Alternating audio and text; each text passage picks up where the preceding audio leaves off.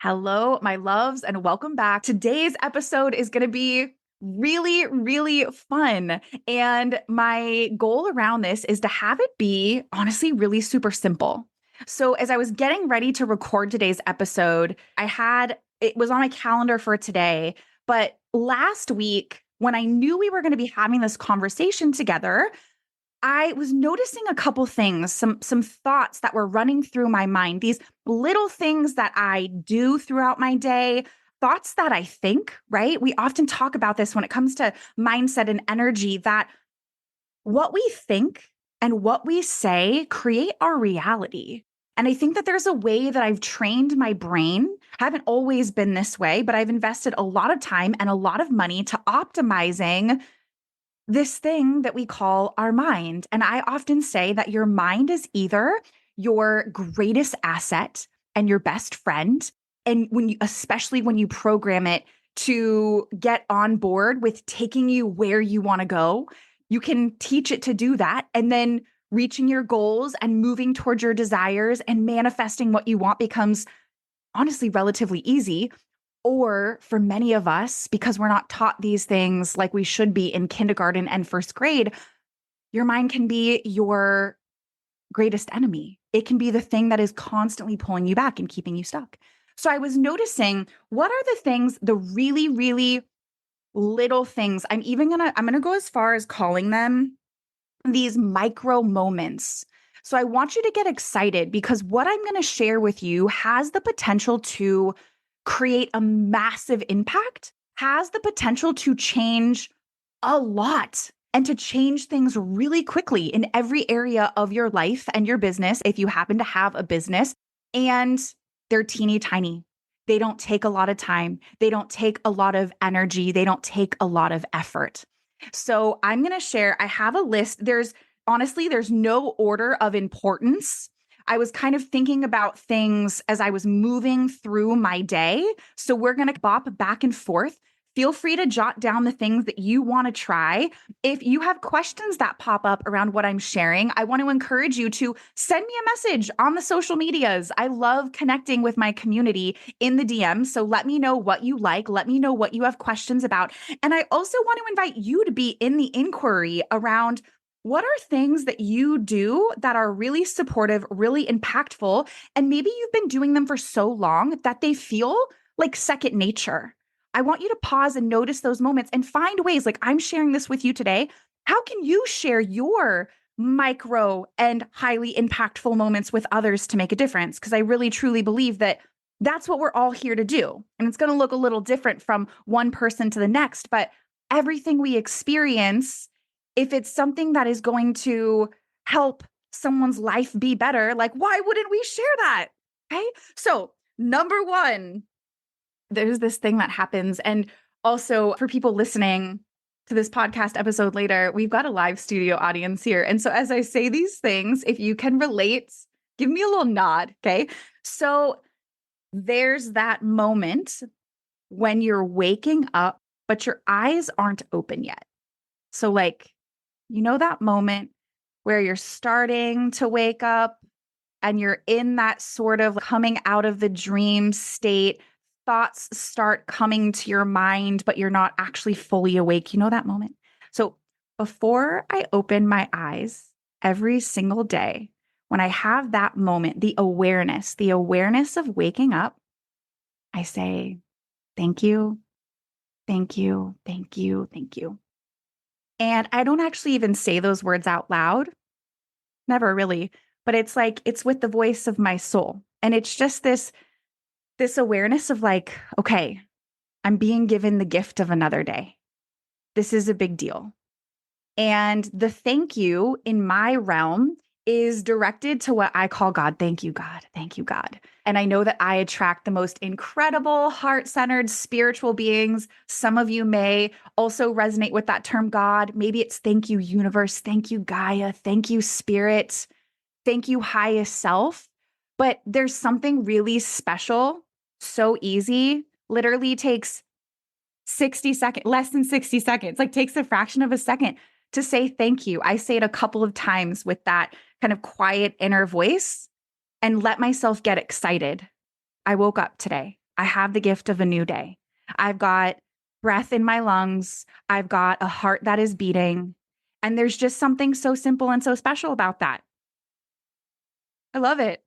Take that, use that, do it tomorrow, do it right now if you want to. Okay.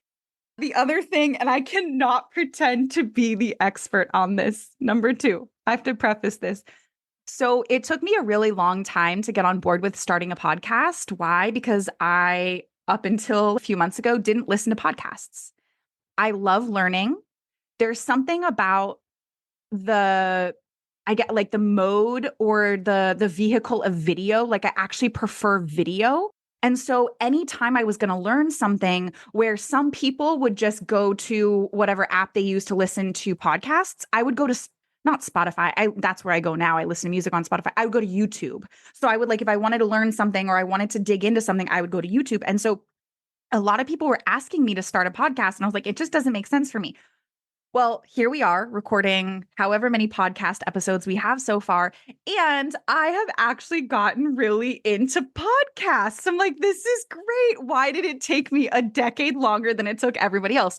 So I was listening to a podcast episode that I love from a podcast that's around like health and wellness. And I heard this woman talk about how she would wake up and take cold showers. So I listened to that podcast approximately 9 days ago. So I've been doing this whole thank you thing in the morning. Number one, I've been doing the thank you, thank you, thank you with the voice of my soul for years and years and years. So we're going to swing to the other side of the spectrum. And today was day 9 or 10. I have not skipped a day.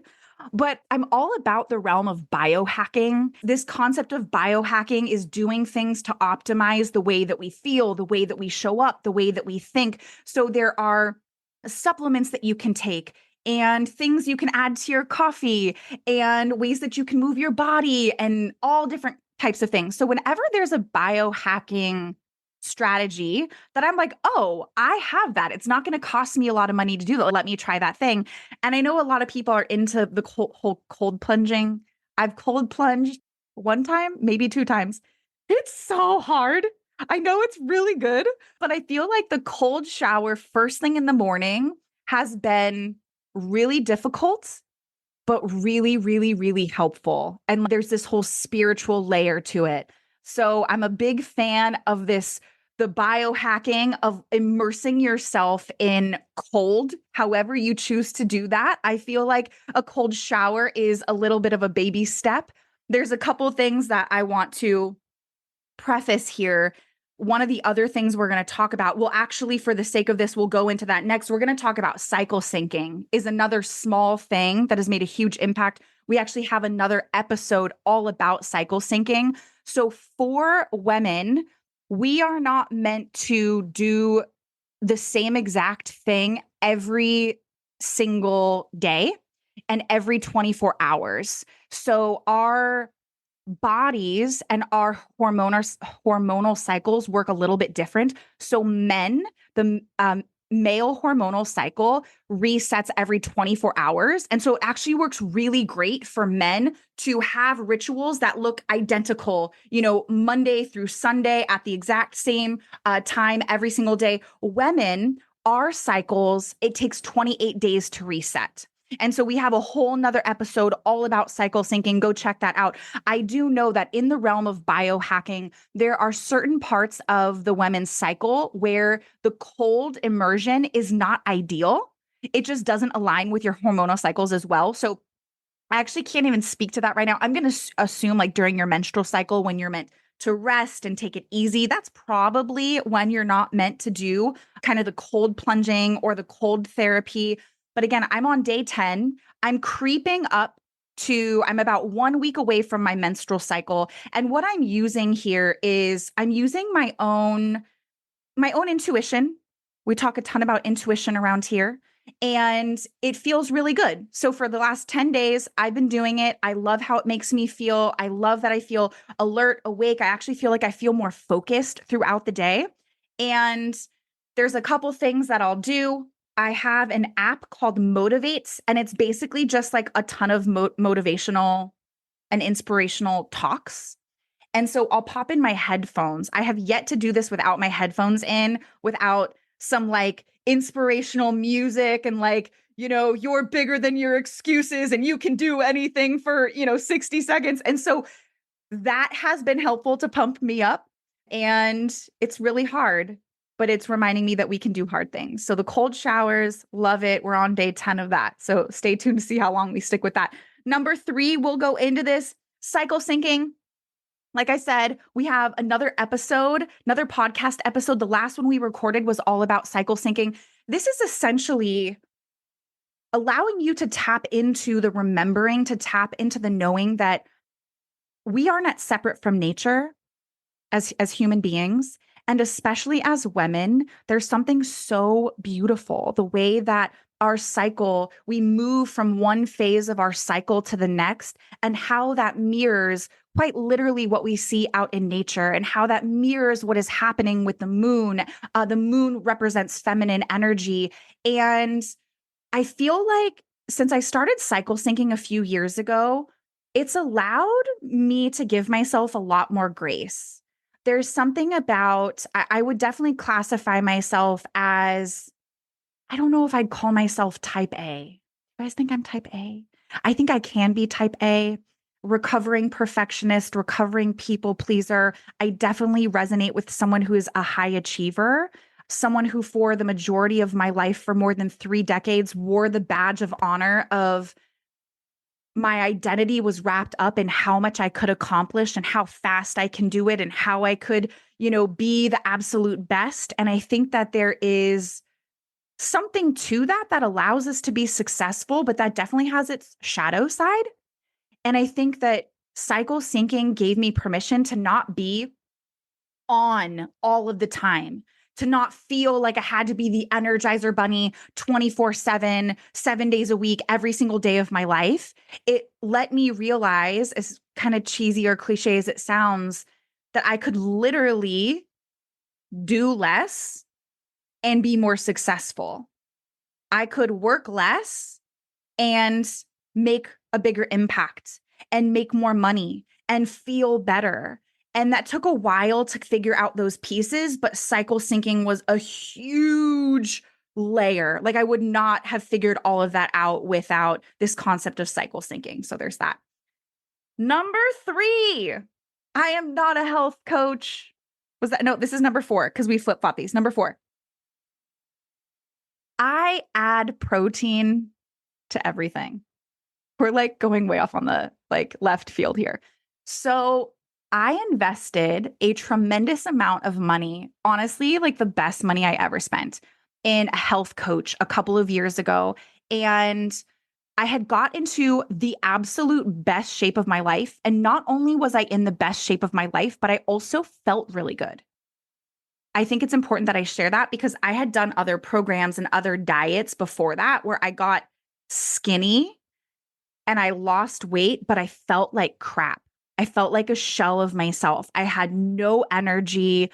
So I think there's something to be said, like being in good shape, but also feeling really good. And so essentially, there's so many different health plans you can follow, different diets, and you really have to find the thing that works best for you. But the thing that has worked really well for me, I feel like it's the only thing that's ever worked for me, is really simple. It's tracking your macros. If you guys aren't familiar with it, there's 3 macronutrients. It's fats, carbs, proteins. And depending on what your health goals are, there's a certain way you can figure that out. You can hire somebody. You can literally like Google a macros tracker.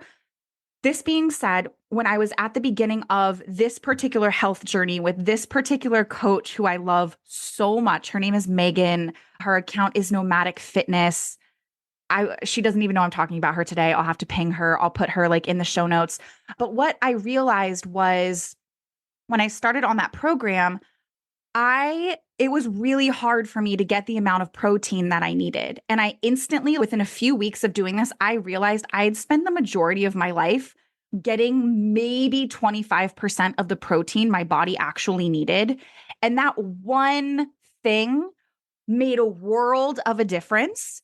And so to this day, although I'm not in like hardcore fitness mode, I look for ways to add protein to every single meal. So I have a protein powder that I'll put in my coffee every day.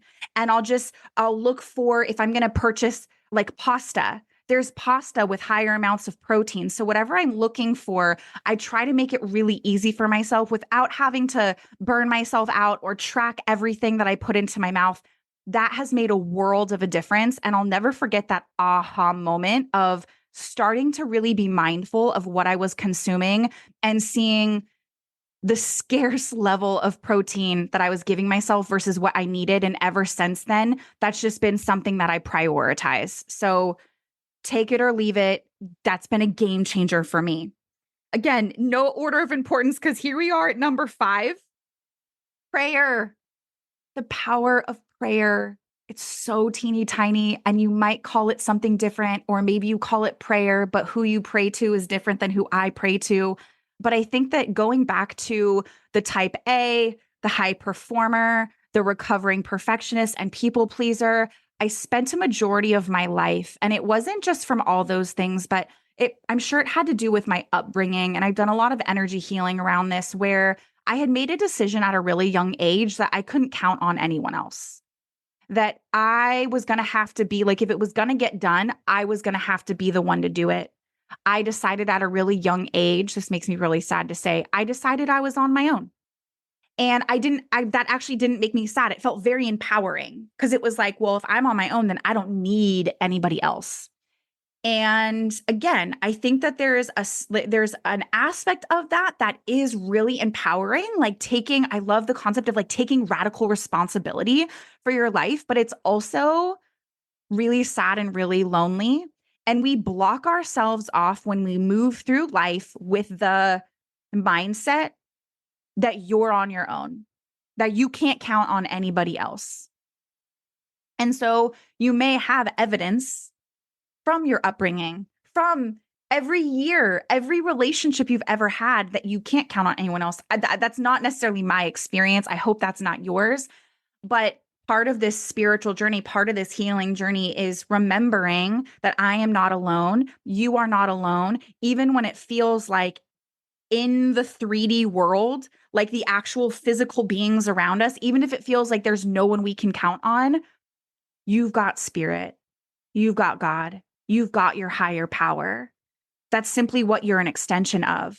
And so when I am finding myself, I try to remember to use prayer as a tool every single day. Sometimes I forget to do that, but I know that when I'm going through moments of struggle and challenges, whether it be with my relationship to myself as a mother, in my marriage, in my business, one of like the most second nature things I do now is I pause and I think to myself, like, what do I need right now? And sometimes I don't even know what I need, but I will literally look up and I'm like, God, please take this. I want you. I need your help. I'm not going to try to do this on my own. I know that I can't do this on my own. So sometimes my prayers are really sort of like messy and chaotic. And it's just like, please take it. I might even throw my arms up in the air, like take this from my hands as a symbolic surrendering. Like I'm not giving up, but I know that I can't do this on my own anymore. And sometimes my prayers are really specific. I shared on social media recently that I prayed this interesting prayer. I don't have it in front of me, but I noticed that I was craving things that I didn't want to crave. I mean, literally, we can say things like sugar. I have a sweet tooth, just can't get rid of. So, like, literally craving sugar. But I noticed that I was craving reading certain articles or going down certain rabbit holes on social media, or your girl loves true crime. I don't think I'm ever going to be able to let that go, but it was like excessive how much I was wanting to get into the true crime. And to be honest, that was not making my head and my heart feel very good. And so I prayed a prayer that was something along the lines of, God, please change my appetite. Change what I crave, change what I desire. And I prayed that prayer, and it was like less than 2 weeks later that I went to put on some true crime show or podcast, and I literally felt like I was going to throw up. It was the weirdest thing. I could feel my energy. There was like this very palpable, tangible repulsion. Like I didn't want to be anywhere near it. And a moment I was like, "Oh, what's going on?" And then it was like, "Remember the prayer, you dummy?" And I was like, "Oh, the prayer. I prayed the prayer and God answered the prayer. And now the things that I was craving that I didn't want to crave, they literally made me feel physically sick." And so I love to consume. I love to learn. I love information. And so the desire to learn, the craving, like the hunger for more is still there, but it's just now placed in way more productive areas. So that's a very tangible example of one way to use prayer. One of my favorite things to share around prayer, this comes from A Course in Miracles, especially if someone is new to prayer is so in the Course in Miracles, I'm going to share it with you exactly as it is in the book, but it uses terminology God. So it's dear God, what would you have me do? Where would you have me go? What would you have me say? And to whom? And so that's a really powerful prayer. That's actually more of an open ended prayer when we're in a moment of our life, like wanting to move forward. Maybe you're feeling stuck. Maybe you're feeling unclear. Maybe you're in your own version of the liminal space, like the in between, the unknown. That can be a really powerful prayer to get information to move you forward in the direction you're meant to go from a place of faith versus a place of fear. So, one of my favorite kind of like prayer hacks there. Let's see. I have all of my notes here. Really basic tools. Super, super, super basic, also really life changing. Journaling, getting your thoughts, the noise in your head, your desires, the things you're working through, and maybe your prayers. Like when I'm talking about prayers right now, sometimes it is just me like, Lord, take it as I'm like walking through the grocery store feeling overwhelmed. But the majority of the time, I'm writing these things down. Like when I just shared the story about like, God, change my appetite, change what I desire, change what I crave. I actually wrote that prayer down, which was helpful to go back to it. So, writing down your thoughts, documenting your life, documenting your experiences. I think that there are moments where we're going through it. Life is lifing and it's really hard. And if we're carrying around a lot inside of our body, it can be helpful to let it go, to get it out of our body and out on paper. When my clients come to me and they're feeling overwhelmed, I often ask, okay, like what's at the heart of this overwhelm? And it's a series of different thoughts. It's like thoughts floating around in our mental body above us. And it's taking our attention and having us feel scattered and anxious and overwhelmed and however else that might manifest for you. And I'll say, have you written these things down? And it's like so simple. It's almost stupid how simple it is because we forget it so easily. But there's something really powerful about taking those floating thoughts and concerns and fears and worries and the things that we're navigating and putting them out on paper, because what happens is it then creates spaciousness within us, spaciousness within our mental body, within our energetic body. So it's powerful for that. On the flip side of that, I cannot suggest, recommend enough journaling about the things that are going really well. Perhaps you have a gratitude journal. Perhaps you keep track of your daily miracles. Perhaps you have a really amazing day and you're like, I don't want to forget this day. So you write about it. You write about what made that so magical. So there's journaling. Another tool that I love to use is breath work. I am not a certified breathwork practitioner, but breathwork is a tool that I've been using for many, many, many years. The power of our breath is unmatched. If we look at what the word breath means, breath literally means spirit. In every culture, in every spiritual practice, it comes down to our breath. Spirit is as close is here now. It's as close as your next breath. So breath work has been a really powerful tool for me. Dig into that if you want some resources. Right now I'm loving it's an app called the Pause app. I don't know if they have an affiliate thing. I'm not an affiliate for it. I just love it. You can also literally go on YouTube and just Google different types of breath work. There's hundreds of different types of breath work. And the last thing on this kind of same line item, fam, do you know what I love more than anything? I love a good, hard, long cry.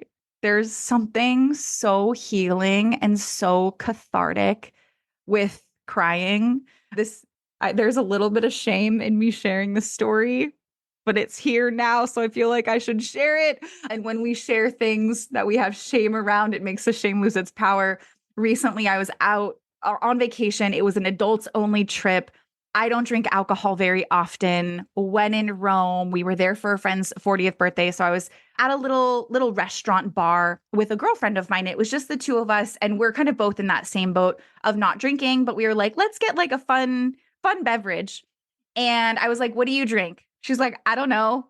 And she asked me, what do you drink? I'm like, I don't know. And we both started laughing, and we were like, it's a little embarrassing when you're almost 40 years old and you like don't know what you like and you don't know what to order. And so we both figured out what we were going to order. And then we started having this conversation around, as you get older, you change. And it's like learning to fall in love with a new version of yourself. And she was like, I don't even know what I like to do for fun. And do you know what I blurted out? I was like, to sit in my shower and cry. And I couldn't believe that that was what I blurted out, as like, this is what I do for fun on a Friday night. And I was half joking, but also really serious. There's something so healing and so powerful about that release, about that letting go. I think that I love it so much because for so long, I was someone who didn't feel like it was safe to emote, to share my emotions. I just had to bottle up and keep a smile on the face and everything was going to be okay. And that only works until it doesn't work anymore. And I remember stepping into the realm of mindset and energy work. And one of my favorite healers said, Dani, emotion is energy in motion. You can't clear what you're carrying. You can't heal what you've been through until you feel it. The greatest gift you could ever give yourself is to feel. And then I got really excited about that. And then another healer along my path acknowledged me. She said, you have the gift of tears, because I was crying all the time. I cry when I'm happy and I cry when I'm sad and I cry when I feel loved. And I just cry and I cry and I cry because I love crying. And someone reflected to me. She goes, oh, what a blessing. You have the gift of tears. I went, oh, I do. I do have the gift of tears. And so there's this ownership that I have, but also I'm a little embarrassed that when someone says, what do you do for fun? I say, I like to sit in my shower and cry because it just feels so good. So there's that. What else here? There's so many different things. We'll start to wrap up here. One thing that we've been talking about a ton inside of Energy Expansion Academy is the power of receiving and practicing receiving. And this was a big aha on my journey because I was, and still do, investing a lot of time and a lot of money in healing. And almost every single healer that I worked with talked about me having a closed heart and me not being able to receive, and spirit having all of these amazing things available for me. Like I was out there doing the things and like trying to manifest and journaling and breathing and crying and doing all these things, but I had a closed off heart. And so there was really this opportunity for me to stop, to slow down, and to look at, what if this comes back to cycle syncing and the doing less. What if I focused on doing less, but actually opened my heart to receiving more? And that was a game changer. The chasing stopped. The forcing stopped. The running stopped.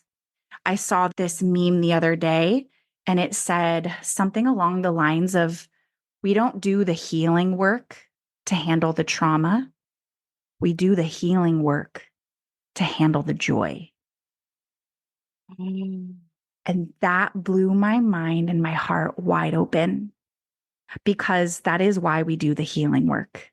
We do the healing work to find safety in the goodness, to remember our goodness, to remember our wholeness, and finding ways to practice opening up and letting yourself receive is the first step to that. So inside of Energy Expansion Academy, we have a couple of different tools that allow you to do that. We talk about that a ton. But one of the kind of tricks here, it's really fun.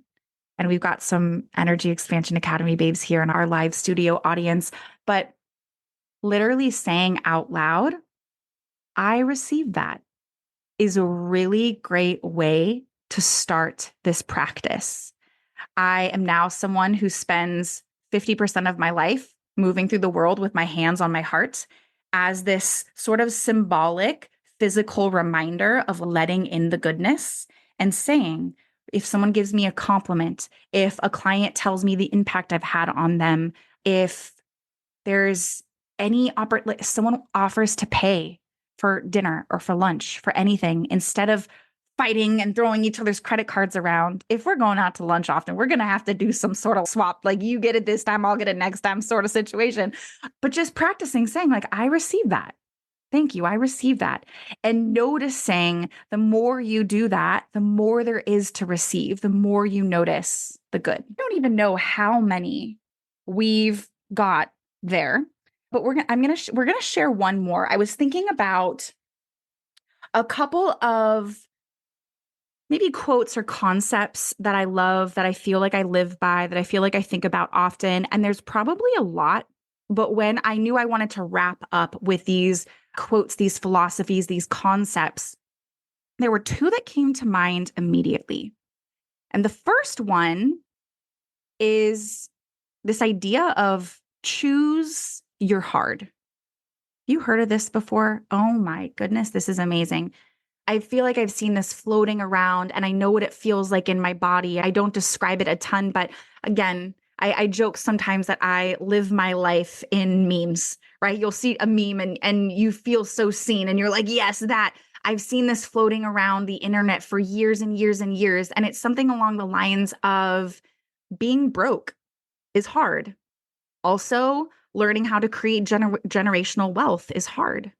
Being unhealthy and, overweight or not having any energy, that's hard. So is getting in shape and prioritizing yourself and feeling really good, right? Being in a unhealthy, toxic relationship is hard. It's also hard work, doing the work to create the kind of relationship that you desire. And so it's this idea of, honestly, like I don't want to like burst anyone's bubble, but a lot of the things that are worthwhile are going to be hard. I don't believe that God has us here to struggle day in and day out, but I do feel like there's an amount of work and energy required for greatness to live an extraordinary life. And the flip side of that is not living an extraordinary life, living on autopilot, being a victim of your circumstances. And I'll never forget the first time that concept floated across my path. Felt it in my gut. It was like a sucker punch to the gut, like, oh, that is not wrong. Like, where's the lie? There's no lie here, right? And so this concept of choose your hard and getting really clear on where you're going and what you want and what it's going to take to get there, and creating opportunities for yourself to be reminded of that every day. And the other thing I wanted to share as we wrap up, there was a woman in my life, and she's not in my life anymore. It was someone who my dad, who I don't have a very close relationship with at all. My dad has this ability to attract the most amazing women. He got my mom. He got my stepmom. I love my stepmom dearly. And he was in this very long relationship with this woman who I loved, loved, loved. And she was just, and I talk about her like she doesn't exist. She does exist. She's just not in my life anymore. But she was very successful, had done really well for herself, was so beautiful. Like the way that she had adorned herself and the way she decorated her home and the way she spoke, I just really saw her as someone who I wanted to be like when I grew up. And when I was graduating, I think it was my college graduation, she had written something in a card, just like, congratulations. She was also like the most generous gift giver. So in the card was like a ridiculous sum of money, like a couple $100. I felt like I was like $500. I was like, oh my gosh, this is amazing. Like it was life changing. But underneath the check, and as much as that money was nice, this was worth more to me. She said, I want to share one of my favorite quotes with you. And it's a quote by Ralph Waldo Emerson. I'll have to make sure. And the quote goes like this: what lies before us and what lies behind us are tiny matters compared to what lies within us. And I remember, I mean, how old was I when I graduated? I don't know, in my early 20s. I remember I was not in this world of personal professional development. I was not reading books about how powerful we are.